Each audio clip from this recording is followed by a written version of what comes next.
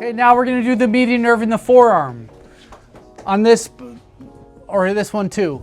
You can see the median nerve go under pronator teres. Here you can't see it because you have flexor digitorum superficialis and flexor carpi radialis over here. You can see the purple nerve peeking out from the palmar carpal ligament. This has FDS and FCR removed. This is FDP, flexor digitorum profundus. Both the superficialis and profundus go to the four fingers. So you can see it lying here in the pronator, going down all the way to this way, and then we're gonna do that next.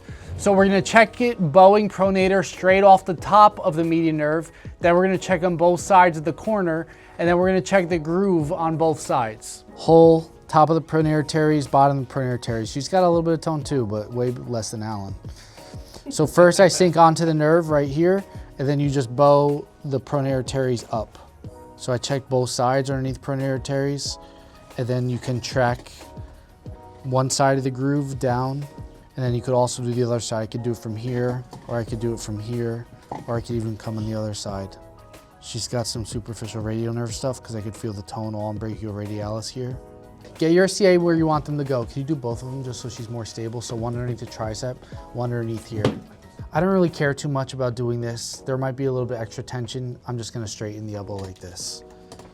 You're gonna get in your spot. I'm in the groove and I'm bowing it. When you get in the groove and you bow, what I mean by that is there's one spot. If this is her FDP and here's the median nerve, you're right in this corner here. You're not here, you're not here, you're not here, you're not up here, you're down here. And then you're bowing across that way. So it's one spot, it's one corner. Be precise, try to feel the noodle. If you don't feel the noodle, ask your patient or ask one of the instructors. I'm gonna put my thumb like this because I'm gonna try not to be too pokey if I can help it. Here, I'm gonna put my piezoform, I'm just putting it on this knuckle. And I'm sinking into that groove.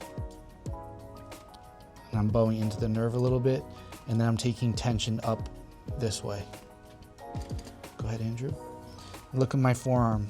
It's pretty much parallel with her median nerve.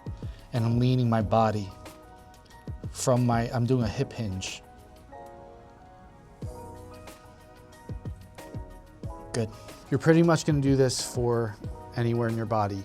If they're on a rolly chair, the CA, you can experiment with either just rolling up or dropping the arm too, but this is gonna be the biggest motion for anything from PT below down to the palmar carpal ligament.